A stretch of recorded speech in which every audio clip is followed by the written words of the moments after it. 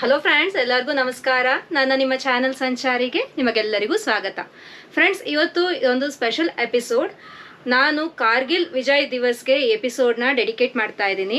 ಯಾಕೆ ಅಂದರೆ ನಮ್ಮ ಬೆಂಗಳೂರಿನಿಂದ ಇಂಡಿಯನ್ ಇನ್ಸ್ಟಿಟ್ಯೂಟ್ ಆಫ್ ಹ್ಯಾಮ್ಸ್ ಅನ್ನೋ ಸಂಸ್ಥೆಯಿಂದ ಡಾಕ್ಟರ್ ಎಸ್ ಸತ್ಯಪಾಲ್ ರವರು ಅವರ ತಂಡದೊಂದಿಗೆ ಕಾರ್ಗಿಲ್ಗೆ ಹೋಗಿ ನಮ್ಮ ಬೆಂಗಳೂರನ್ನು ಹಾಗೂ ಇಂಡಿಯನ್ ಇನ್ಸ್ಟಿಟ್ಯೂಟ್ ಆಫ್ ಹ್ಯಾಮ್ಸ್ ಅನ್ನು ರೆಪ್ರೆಸೆಂಟ್ ಮಾಡ್ತಾ ಇದ್ದಾರೆ.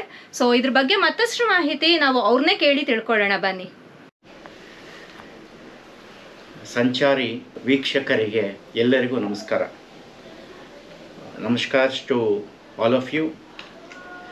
This is a special expedition taken by Indian Institute of Hams and the team to Kargil under the Indian Army. Indian army ಅಂದ್ರೇ ಜುಮ್ ಅನ್ನುತ್ತೆ. ಯಾಕಂದರೆ ಅವರು ಎಷ್ಟು ಮಟ್ಟಿಗೆ ನಮ್ಮ ದೇಶನ ರಕ್ಷಿಸ್ತಾರೆ ಅನ್ನೋದು ತಮ್ಮೆಲ್ಲರಿಗೂ ಗೊತ್ತಿದೆ. I need not explain more about the Indian army. If you have travelled in the border areas, you will know out the soldiers are guarding our nation. ಈ ಒಂದು ಕಾರ್ಗಿಲ್ ಅಂದಿದ ತಕ್ಷಣವೇ ಎಲ್ಲರಿಗೂ ನೆನಪಾಗ್ಬೋದು. hundreds of soldiers have given their lives, dedicated their lives for the victory of this Kargil Vijay Divas. ಈ ವಿಜಯ್ ಅನ್ನೋದು victory ಅಂತೀವಿ, ಅದಕ್ಕೆ ವಿಜಯ್ ದಿವಾಸ್, ಕಾರ್ಗಿಲ್ ವಿಜಯ್ ದಿವಾಸ್ ಅಂತೀವಿ. So this year is the silver jubilee celebration of Jayanti Mahotsav of Kargil Vijay Diwas ಅಂತ. ಈ ಜುಲೈ 26ನೇ ತಾರೀಕು ಇದು ಕಾರ್ಗಿಲಲ್ಲಿ ವಾರ್ ಮೆಮೋರಿಯಲ್ ಅಲ್ಲಿ ಒಂದು ಆಚರಣೆ ಆಗುತ್ತೆ. ಈ ಒಂದು ಸಂದರ್ಭದಲ್ಲಿ ಜಾನ್ವರಿಯಲ್ಲಿ ನಮ್ಮ ಇಂಡಿಯನ್ ಇನ್ಸ್ಟಿಟ್ಯೂಟ್ ಆಫ್ ಹ್ಯಾಮ್ಸ್ಗೆ ಒಂದು ಇನ್ವಿಟೇಷನ್ ಬರ್ತದೆ. ಏನಂತ, inviting the amateur radio clubs, ham radio clubs in India to participate, set up the ham radio station in the Indian Army in the Kargil and explore through our ham airways and establish contact with worldwide, sharing this information to the entire amateur radio operators ಅನ್ನೋದು ಒಂದು ಉದ್ದೇಶ ಇಟ್ಕೊಂಡು Indian ಆರ್ಮಿಯವರು ನಮ್ಮನ್ನು invite ಮಾಡ್ತಾರೆ ಜಾನ್ವರಿಯಲ್ಲಿ. So ಇದಕ್ಕೆ ನಾವು ಕೂಡ ಅರ್ಜಿ ಹಾಕ್ತೇವೆ. ನಮ್ಮ ಇಂಡಿಯನ್ ಇನ್ಸ್ಟಿಟ್ಯೂಟ್ ಆಫ್ ಹ್ಯಾಮ್ಸ್ ಅನ್ನೋದು we started in 1993. That I will come to you later. Let me talk what the Kargil war and our role for this silver jubilee celebration is. So ಅರ್ಜಿ ಹಾಕಿದಾಗ ನಮಗೆ ಮೇಯಲ್ಲಿ ಇನ್ಫಾರ್ಮೇಷನ್ ಬರುತ್ತೆ, ನಿಮ್ಮದು approve ಮಾಡಿದ್ದೀವಿ date ಅಂತ ಹೇಳ್ಬಿಟ್ಟು. Between 10th and 14th ಜೂನ್ಗೆ ನಿಮಗೆ ಆಪ್ರೇಷನ್ಗೆ ಕಾರ್ಗಿಲಲ್ಲಿ under Indian army ನಿಮಗೆ ಪರ್ಮಿಷನ್ ಕೊಟ್ಟಿದ್ದೀವಿ ಅಂತ. So we started journey on 7th from Bangalore. 10 hams, 10 amateur radio hams. I am a ham. ಯಾರೇ 12 ವರ್ಷ ಮೇಲ್ಪಟ್ಟಿರೋರು ಕೂಡ ಹ್ಯಾಮ್ ಆಗಿ ಒಂದು ಲೈಸೆನ್ಸು, ಒಂದು ತರಬೇತಿ ತಗೊಂಡು ಲೈಸೆನ್ಸ್ ಪಡೆದು ಅದು ಮಿನಿಸ್ಟ್ರಿ ಆಫ್ ಕಮ್ಯುನಿಕೇಷನಿಂದ ನಿಮಗೆ ಒಂದು ಗುರ್ತು ಕೊಡ್ತಾರೆ, ಅಂದರೆ ಲೈಸೆನ್ಸ್ ಕೊಡ್ತಾರೆ. ಅದರ ಜೊತೆ ಒಂದು ಕಾಲ್ ಸೈನ್ ಕೊಡ್ತಾರೆ. We call it as a feather on the cap. So my call sign ಹೇಳ್ಬೋದು VU2FI ಅಂತ. VU2FI ಅಂದರೆ ಈ ಒಂದು ಐಡೆಂಟಿಟಿ ಇಟ್ಕೊಂಡು ನಾವು ಇಡೀ ಪ್ರಪಂಚಕ್ಕೆ ನಾವು ಸಂಪರ್ಕ ಮಾಡ್ತೀವಿ as a hobby to develop the global friendship and to conduct the experiments in the radio waves on different frequencies defined by the ministry of communication. ಇದನ್ನು ಎಕ್ಸ್ಪ್ಲೋರ್ ಮಾಡ್ಬೋದು. ಎಕ್ಸ್ಪ್ಲೋರ್ ಅಂದರೆ ಏನು, ಯಾವುದೇ ಯುವಕ ಒಂದು ಎಕ್ಸ್ಪೆರಿಮೆಂಟೇಷನ್ ಮಾಡಬೇಕು, ಇಂಜಿನಿಯರಿಂಗ್ ಸ್ಟೂಡೆಂಟು ಎಲೆಕ್ಟ್ರಾನಿಕ್ಸ್ ಆಗಿರ್ಬೋದು, ಕಮ್ಯುನಿಕೇಷನಲ್ಲಿ ಏನಾದರೂ ರಿಸರ್ಚ್ ಮಾಡಬೇಕು ಅಂದಾಗ ಈ ಹ್ಯಾಮ್ ಲೈಸೆನ್ಸ್ ಪಡೆಯೋದು ತುಂಬ ಸೂಕ್ತವಾಗಿರುತ್ತೆ. ಸೊ ಇದು ನಾನು 31 ವರ್ಷ ಆಯಿತು. I am the founder of Indian Institute of ಹ್ಯಾಮ್ಸ್.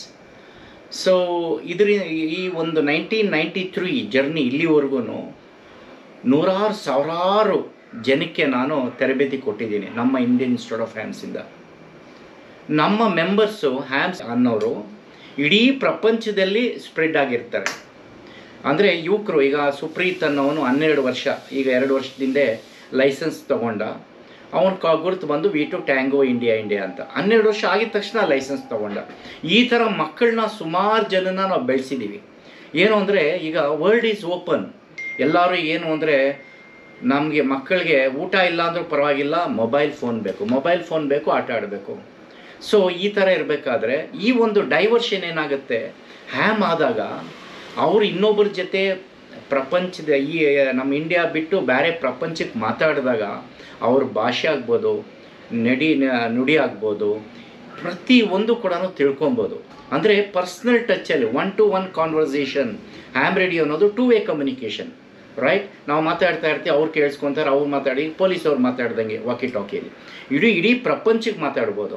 ಇವಾಗ ನಾವೇನು ಮಾಡಿದ್ದೀವಿ ಇಂಟಿಗ್ರೇಟು, ನೀವು ವೈರ್ಲೆಸ್ ಸ್ಟೇಷನ್ನೇ ತೊಗೊಳಂಗಿಲ್ಲ. ಇಂಟ್ರೊಡಕ್ಷನಲ್ಲಿ ಸೌಮ್ಯ ಅವರು ಹೇಳಿದ್ದಾರೆ, ನಾನು ರೇಡಿಯೋ ಸ್ಟೇಷನ್ ತೋರಿಸಿದ್ದಾರೆ, ಮತ್ತೆ ತೋರಿಸ್ತಾರೆ ನಿಮಗೆ ಯಾವ ಥರ ರೇಡಿಯೋ ಸ್ಟೇಷನ್ ಇರ್ತದೆ ಅಂತ. We are called amateur radio jockeys ಅಂತೀವಿ. ರೇಡಿಯೋ ಜಾಕೀಸ್ ಅಂದರೆ ಅವರು ಒಂದು ವೇಯಲ್ಲಿ ಬ್ರಾಡ್ಕಾಸ್ಟ್ ಮಾಡ್ತಾ ಇರ್ತಾರೆ, ನೀವು ಫೋನ್ ಮಾಡಿ ಮಾತಾಡ್ತೀರ. ಇಲ್ಲಿ 2-way ಕಮ್ಯುನಿಕೇಷನ್, ನಾನು ಮಾತಾಡಿದ ತಕ್ಷಣ ಇನ್ನೊಬ್ರು ಮಾತಾಡ್ತಾರೆ, ಇದಕ್ಕೆ ಹ್ಯಾಮ್ ರೇಡಿಯೋ ಅಂತೀವಿ. ಈ ಒಂದು ತಂಡಕ್ಕೆ ಏನು ಮಾಡಿದ್ದಾರೆ, ಈಗ ಇಂಡಿಯನ್ ಆರ್ಮಿ ನಮ್ಮನ್ನು ಇನ್ವೈಟ್ ಮಾಡಿದ್ರು. ನಾವೇನು ಮಾಡಿದ್ವಿ, ನಾವು 10 ಜನ ಟೀಮ್ ಮಾಡ್ಕೊಂಡ್ವಿ. ಇದರಲ್ಲಿ ಸುಮಾರು ಈ ಎಕ್ಸ್ಪಿಡಿಷನ್ ಅಂದರೆ ಏನೋ ನಾವು ಡಿ-ಎಕ್ಸ್ಪಿಡಿಷನ್ ಅಂತೀವಿ. ಡಿ-ಎಕ್ಸ್ ಅಂದರೆ ಔಟ್ಸೈಡ್ ಇಂಡಿಯಾ ಮಾತಾಡೋದಕ್ಕೆ ನಾವು ಡಿ-ಎಕ್ಸ್ಪಿಡಿಷನ್ ಅಂತೀವಿ. ಈಗ ಹೋಗ್ಬಿಟ್ಟು ನಾವೇನು ಮಾಡ್ತೀವಿ, ಲಕ್ಷದ್ವೀಪಲ್ಲಿ, ಅಂಡಮಾನ್ ನಿಕೋಬಾರ್ ಐಲ್ಯಾಂಡ್ಸ್ಗೆ ಹೋಗ್ಬಿಟ್ಟು ರೇಡಿಯೋನ ಸ್ಥಾಪನೆ ಮಾಡಿ ಅಲ್ಲಿ ಆ್ಯಂಟನಾಸ್ ಎಲ್ಲ ಹಾಕಿ ಅಲ್ಲಿಂದ ಸಾವಿರಾರು ಕಾಂಟ್ಯಾಕ್ಟ್ಸ್ ಮಾಡ್ತೀವಿ. ಅಂದರೆ ಟು ಎಕ್ಸ್ಚೇಂಜ್ ದ ರಿಪೋರ್ಟ್ಸ್, ಯಾವ ಥರ ಎಲ್ಲೆಲ್ಲಿ ಹೋಗುತ್ತೆ ನಮ್ಮ ಸಿಗ್ನಲ್ಸು ಅಂತ ಹೇಳ್ಬಿಟ್ಟು ನಾವು ಮಾಡ್ತೀವಿ. ಅದು ಮೊಬೈಲ್ ಅಂದರೆ ಪೋರ್ಟಬಲ್ ರೇಡಿಯೋಸ್ ತೊಗೊಂಡೋಗ್ತೀವಿ. ಸೊ ಇದರಲ್ಲಿ ಏನಾಯಿತು, ಆರ್ಮಿಯವ್ರು ಕರೆದಾಗ ಆ ಬೇಸಲ್ಲಿ ಕುತ್ಕೊಂಡು, ಆರ್ಮಿ ಬೇಸಲ್ಲಿ ಕುತ್ಕೊಂಡು ಆಪ್ರೇಟ್ ಮಾಡೋದು ಅಂದರೆ ಎಷ್ಟು ನಮಗೆ ಸಂತೋಷ ಆಗುತ್ತೆ. ಅದು ಕರ್ನಾಟಕದಿಂದ ನಾವು ಫಸ್ಟ್ ಟೀಮ್ ನಾವು ಹೋಗಿರೋದು. ಮತ್ತು ಇಸ್ರೋ ಅವರು ಕೂಡ ಒಂದು ಟೀಮ್ ಬಂದಿದ್ದರು. ಸೊ ನಾವು ಹೋಗಿ ಏನು ಮಾಡಿದ್ದೀವಿ, ಅಲ್ಲಿ ಸ್ಥಾಪನೆ ಮಾಡಿ ಅಲ್ಲಿಂದ ನಾವು 67 ಕಂಟ್ರಿಗೆ ಮಾತಾಡಿದ್ದೀವಿ. 5 ದಿನ ನಮಗಿದ್ದಿದ್ದು. From 10 to 14th, 10 to 14th ಅಂದಾಗ ಲಾಸ್ಟ್ ಡೇ 14th ಈ 5 ದಿನದಲ್ಲಿ ಸುಮಾರು ಕಡೆ ಅಂದರೆ 2 ಕ್ಯಾಂಪ್ ಮಾಡಿದ್ವಿ. ಒಂದು goodwill school, army goodwill school ಅಂತ. ಸುತ್ತ ನೀವು ಪಿಕ್ಚರ್ಸ್ ಎಲ್ಲ ನೋಡ್ತಾ ಇರ್ತೀರ, ಪಿಕ್ಚರ್ಸ್ ಎಲ್ಲ ಸ್ಕ್ರೋಲ್ ಆಗೋದು ನೋಡ್ತೀರಾ. ಸುತ್ತ ಬೆಟ್ಟಗಳು. ಈ ಬೆಟ್ಟದ ಮಧ್ಯದಲ್ಲಿ ನಾವು ಕುತ್ಕೊಂಡು 4000 ಹೈಟಲ್ಲಿ ಇರುವಂಥ ಸ್ಕೂಲಲ್ಲಿ, ಆರ್ಮಿ ಸ್ಕೂಲಲ್ಲಿ ಕುತ್ಕೊಂಡ್ಬಿಟ್ಟು ನಾವು ಇಡೀ ಪ್ರಪಂಚಕ್ಕೆ ಮಾತಾಡಿದ್ದೀವಿ. ಡಿಜಿಟಲ್ ಕಮ್ಯುನಿಕೇಷನ್ ಇರ್ಬೋದು, ವಾಯ್ಸ್ ಕಮ್ಯುನಿಕೇಷನ್ ಇರ್ಬೋದು. ಸೊ ಇದು ಅಮೆಚ್ಯೂರ್ ರೇಡಿಯೋ ಬ್ಯಾಂಡಲ್ಲಿ ಮಾತಾಡುವಂಥದ್ದು. ಅಮೆಚ್ಯೂರ್ ರೇಡಿಯೋ ಫ್ರೀಕ್ವೆನ್ಸಿಯಲ್ಲಿ ಮಾತಾಡ್ತೀವಿ. ಪೊಲೀಸ್ ಫ್ರೀಕ್ವೆನ್ಸಿಯಲ್ಲಿ ಮಾತಾಡೋದಿಲ್ಲ, ಆರ್ಮಿ ಫ್ರೀಕ್ವೆನ್ಸಿಯಲ್ಲಿ ಮಾತಾಡೋದಿಲ್ಲ, ನಾವು ಮಾತಾಡೋಂಗಿಲ್ಲ. ನಮ್ಮದೇ ಆಗಿರುವಂಥ ಒಂದು ಫ್ರೀಕ್ವೆನ್ಸೀಸು ಮಿನಿಸ್ಟ್ರಿ ಆಫ್ ಕಮ್ಯುನಿಕೇಷನ್ ಕೊಟ್ಟಿರ್ತಾರೆ ನಮಗೆ. ಸೊ ಈ ಒಂದು ಗುರ್ತು ನಾವು VTFI ಅನ್ನೋದು ಗುರ್ತು ಹಿಡ್ಕೊಂಡು ಮಾತಾಡ್ತೀವಿ. ಇದಕ್ಕೇನು ಮಾಡಿದ್ವಿ, ಇಡೀ ತಂಡಕ್ಕೆ ಮಿನಿಸ್ಟ್ರಿ ಆಫ್ ಕಮ್ಯುನಿಕೇಷನ್ ಏನು ಮಾಡಿದರೆ ಸ್ಪೆಷಲ್ ಕಾಲ್ ಸೈನ್ ಕೊಟ್ಟಿರ್ತಾರೆ. Alpha Tango 25 kilo alpha Romeo ಅಂತ, AT25 KAR. KAR ಅಂದರೆ ಏನೋ ನಾವು ಚಾಯ್ಸೋದು, ಕಾರ್ಗಿಲ್ ಅಂತ ಹೇಳ್ತೀನಿ. ಬಟ್ ಇನ್ನೊಂದು ಅರ್ಥ ಕರ್ನಾಟಕ. ಎಷ್ಟು ಸಂತೋಷ ನಮಗೆ, ಕರ್ನಾಟಕದಿಂದ ಒಂದು ತಂಡ ಹೋಗಿ ಆರ್ಮಿ ಬೇಸಲ್ಲಿ ಕೂತ್ಕೊಂಡು ಟಫ್ ಕಂಡೀಷನ್ಸು, 2 ಡಿಗ್ರಿ, -1, -2 ನಾವು ಹೋದಾಗ ಸ್ವಲ್ಪ ಬೆಟರು. -10 ಆಪ್ರೇಟ್ ಮಾಡಿರೋರು ನಮ್ಮ ಫ್ರೆಂಡ್ಸ್ ಇದ್ದಾರೆ. ಬಟ್ ನಾವು ಆಪ್ರೇಟ್ ಮಾಡಿರೋದು 2 ಡಿಗ್ರೀಸಲ್ಲಿ ಮಾಡಿ ಸಂಪರ್ಕ ಮಾಡಿ 1500 ಕಾಂಟ್ಯಾಕ್ಟ್ಸ್ ಮಾಡಿದ್ವಿ. ತುಂಬ ಕಷ್ಟ ಅಲ್ಲಿ ರೇಡಿಯೋ ಯೂಸ್ ಆಗೋದು. ಯಾಕಂದರೆ ಮೆಜೆಸ್ಟಿಕ್ಸ್ ಆಫ್ ಮೌಂಟೇನ್ಸ್ ಅಂತ ಹೇಳ್ತೀನಿ ನಾನು. ಸುತ್ತ ಬೆಟ್ಟಗಳು, ಎಲ್ಲ ತಿರುಗಿದ್ರೂ ಬೆಟ್ಟ. ಆಕಾಶ ಕಾಣೋದು ಬರೀ ಇಷ್ಟೇ, ಒಂದು ಕೊಡೆ ಥರ. ನೀವು ಕೊಡೆ ಹಿಡ್ಕೊಂಡ್ರೆ ಹೆಂಗೆ ಅಷ್ಟು ಮಾತ್ರ ಕಾಣುತ್ತೆ. ಅಂಥದ್ರಲ್ಲಿ ನಾವು ಎಕ್ಸ್ಪೆರಿಮೆಂಟ್ ಮಾಡಿದ್ದೀವಿ. ಮಾಡಿ 1500 ಮೇಲೆ ಕಾಂಟ್ಯಾಕ್ಟ್ಸು ನಮ್ಮ ತಂಡ, ನಾವು 10 ಜನ, ನಾನು ಸೇರಿ 10 ಜನ ಹ್ಯಾಮ್ಸ್ ಹೋಗಿರ್ತೀವಿ, ಹೋಗಿ ಅಲ್ಲಿ ಮಾಡಿದ್ದೀವಿ. ಆಮೇಲೆ ಒಂದು ವಿಷಯ ನಾನು ಹೇಳಬೇಕು ಅಂದರೆ, ನಮಗೆ 4th ಡೇ ಒಂದು ಹಿಲ್ ಕರ್ಕೊಂಡೋದ್ರು. ಅದು 14,000 ಫೀಟ್ ಇರೋದು, 14,000 ಅಡಿ. ಎಕ್ಸಾಕ್ಟ್ ಫಿಗರ್ಸ್ ನಾನು ಹೇಳೋಂಗಿಲ್ಲ ಎಷ್ಟು ಅಡಿ ಇದೆ ಅಂತ, ಯಾಕಂದರೆ ಅದು ಬಾರ್ಡರ್ ಪಾಕಿಸ್ತಾನಿಗೆ. ಅಲ್ಲೆಲ್ಲ ಬಂಕರ್ಸ್ ಅಂತ ಇರ್ತೀವಿ, ನೀವು ಫೋಟೋಸ್ ಎಲ್ಲ ನೋಡ್ತಾ ಇರ್ತೀರ. ಬಂಕರ್ಸಲ್ಲಿ ಕುತ್ಕೊಂಡ್ಬಿಟ್ಟು ನಾವು ಆಪ್ರೇಟ್ ಮಾಡಬೇಕು. ಅಲ್ಲಿ ಒಂದು ಬಲ್ಪು ಇರಲಿಲ್ಲ, ಒಂದು ಬಲ್ಪ್ ಹಾಕಿ ಅಂದ್ವಿ. ಜನ್ರೇಟ್ರಲ್ಲಿ ಕೆಲಸ ಮಾಡಬೇಕು, ಎಲೆಕ್ಟ್ರಿಸಿಟಿ ಇರಲ್ಲ. ಅಲ್ಲಿ ಬೆಳಿಗ್ಗೆ ನಾವು 9 ಗಂಟೆಯಿಂದ 4 ಗಂಟೆವರೆಗೂ ಆಪ್ರೇಟ್ ಮಾಡಬೇಕು. 4 ಗಂಟೆ ಮೇಲೆ ಆಪ್ರೇಟ್ ಮಾಡೋಂಗಿಲ್ಲ.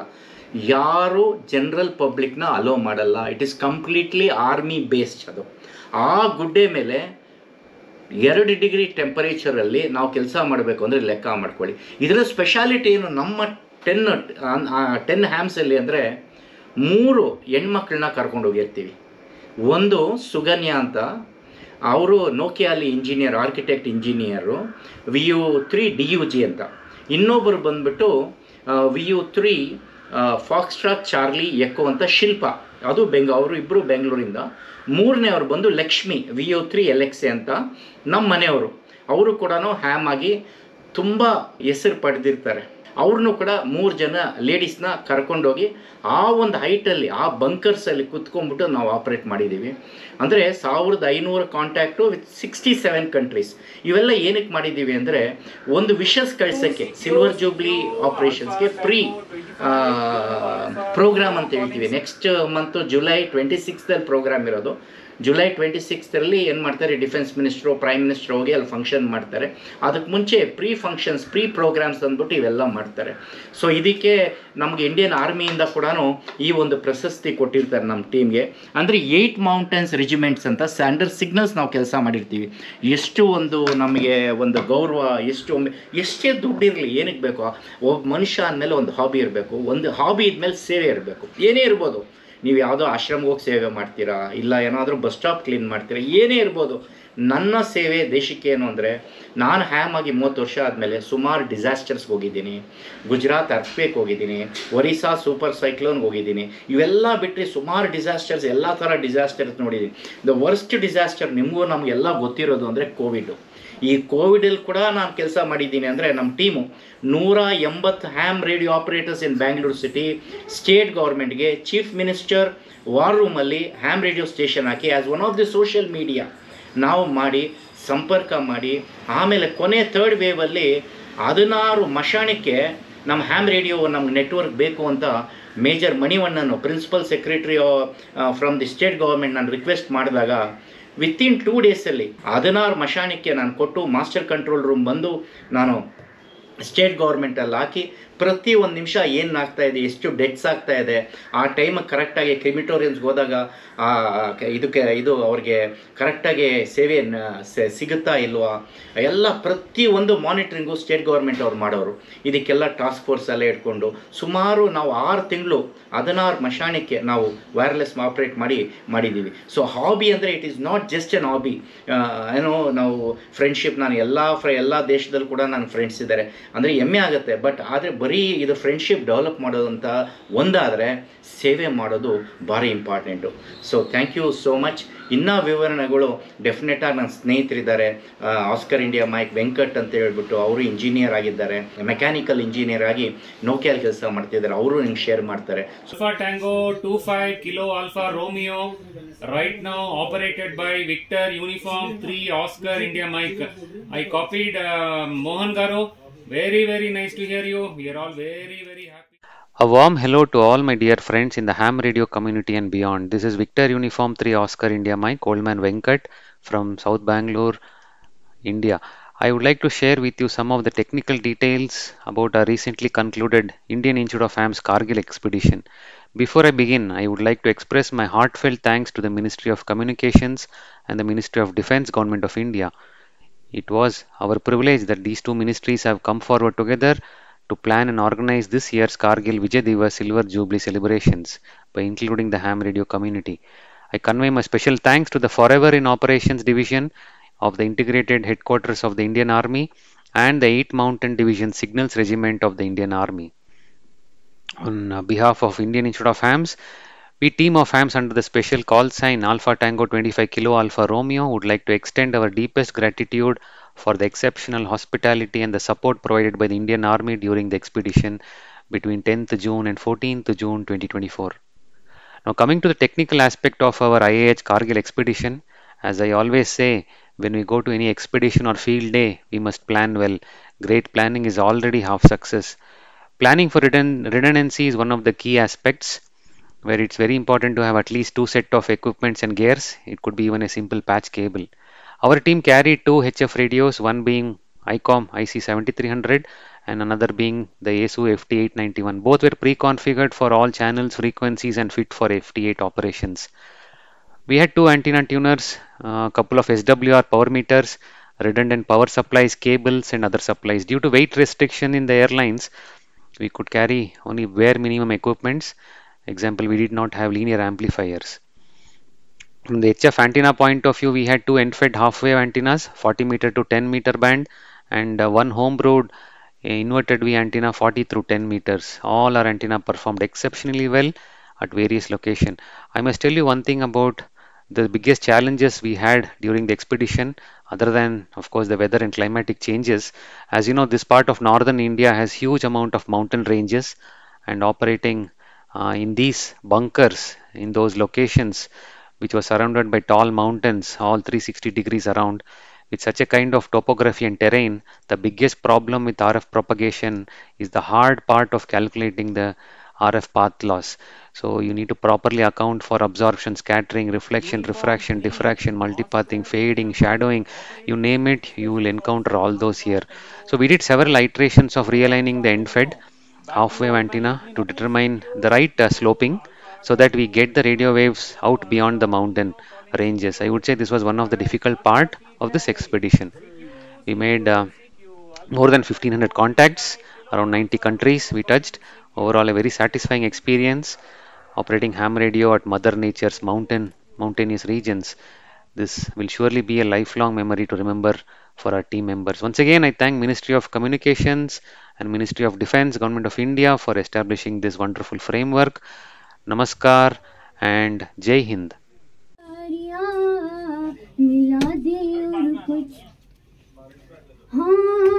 उड़ के पतंगों में होली वाले रंगों में झूमेंगे. So today we have a special guest from Bengaluru, Karnataka, Indian Institute of HUMS. Our first guest is Dr. S. Satyapal sir. He is a Vice Chairman and Director of Indian Institute of HUMS. Sir, you both are most welcome to the talk, and as a ham operators, we will respect you all because you are doing very good work. So I want to know, what is the role of ham operator? Let me first wish all the listeners on 90.8, the community radio, the first community radio. I have to salute the army for setting up this radio station. This has got a very good reach. That's what I have learnt. More than 20 kilometers radius it is covering. This community radio is very helpful for all the listeners of the community of Leh and Ladakh, especially Kargil, right? So a lot of information this community radio is doing. Namaskar to all of you and also the radio jockeys here. Now I am with my friend also Mahesh. He is very fluent in Hindi. और सरकार के साथ alongside the government उनके साथ हम लोग disaster management में communication का रोल अदा करते हैं हमारा. It is also called a second line of communication. So second line means when all other communication fails, so ham radio will work. When this communication fails, we talk today's technology, we have very powerful network, that is we have internet, etc. But even that will fail. Any tower, any disaster happens, one tower will have the capacity of 10,000 lines. If more than 10,000 lines talk on the cell phone, it gets jammed. Network will not work. So how the district administration will work for a relief operation to save a life, then the ham radio will come into the question.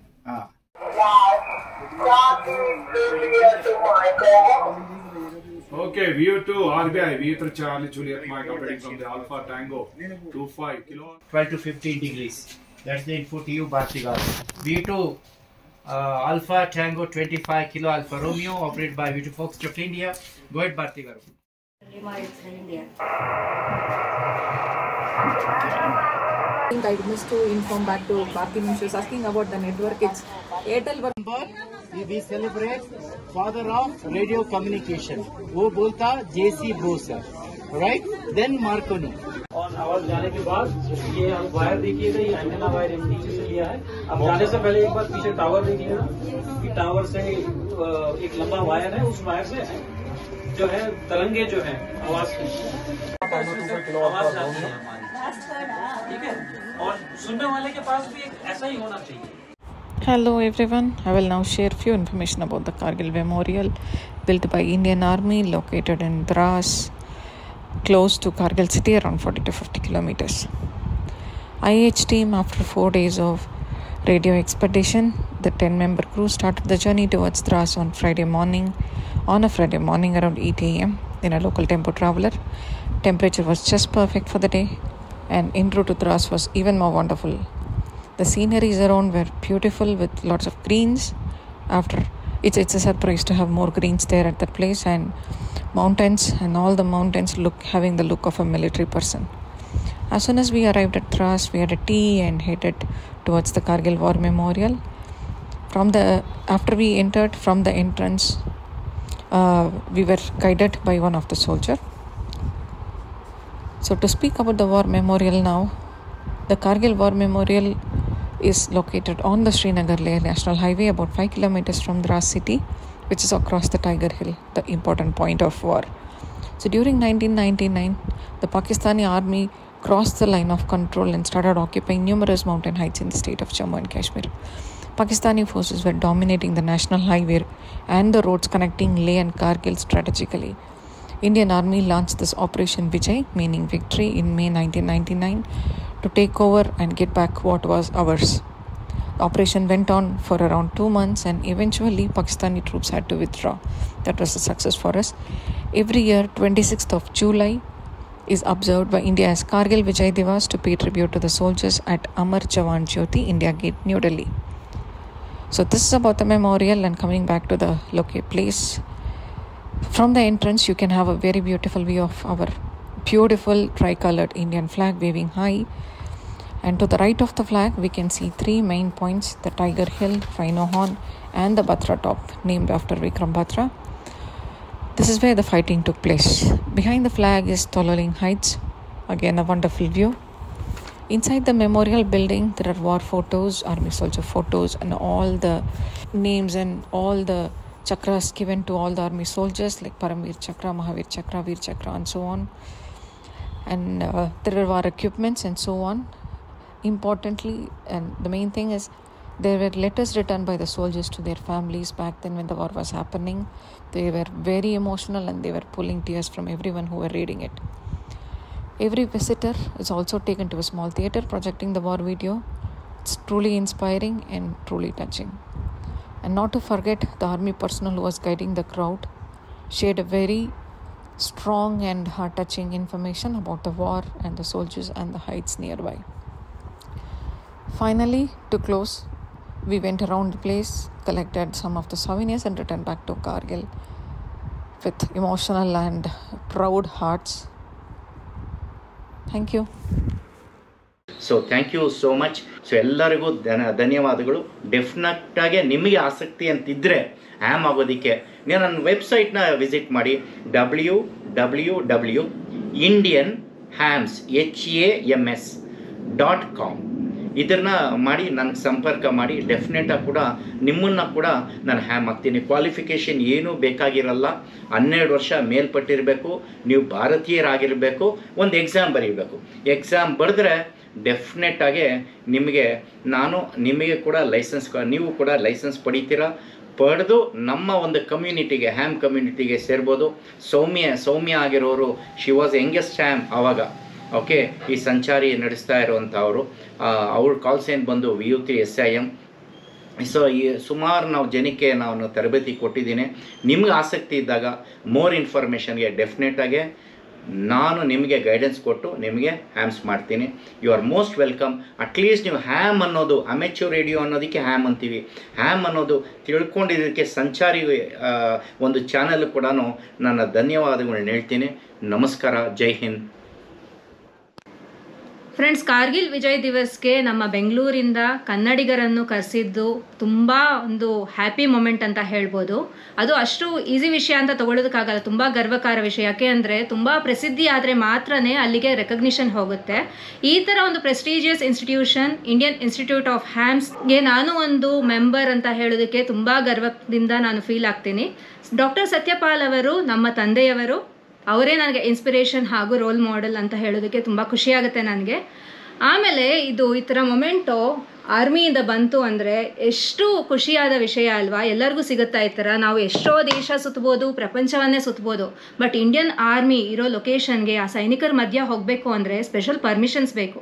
ಆ ಥರ ಒಂದು permission ಕೊಟ್ಟು ಅವಕಾಶ ಮಾಡಿಕೊಟ್ಟ Indian ಆರ್ಮಿಗೆ ನನ್ನ ಧನ್ಯವಾದಗಳು. ಹಾಗೂ ನಮ್ಮ ಕನ್ನಡಿಗರನ್ನು ರೆಕಗ್ನೈಸ್ ಮಾಡಿ ಅಲ್ಲಿವರೆಗೂ ಕರ್ಕೊಂಡು ಹೋಗಿ ಪ್ರಪಂಚ ಎಲ್ಲರಿಗೂ ಸಹ ಇಂಡಿಯನ್ ಇನ್ಸ್ಟಿಟ್ಯೂಟ್ ಆಫ್ ಹ್ಯಾಮ್ಸ್ ಅಂದರೆ ಏನು ಅನ್ನೋದು ತಿಳಿಸ್ಕೊಟ್ಟಿದ್ದಾರೆ ಇಂಡಿಯನ್ ಆರ್ಮಿ ಮೂಲಕ. ಇನ್ನೂ ಸ್ವಲ್ಪ ಪ್ರಸಿದ್ಧಿ ಮಾಡಿದ್ದಾರೆ. ಅವರಿಗೆ ಹೃದಯಪೂರ್ವಕ ಧನ್ಯವಾದಗಳನ್ನು ಹೇಳ್ತಾ ಜೈ ಹಿಂದ್, ಜೈ ಕರ್ನಾಟಕ.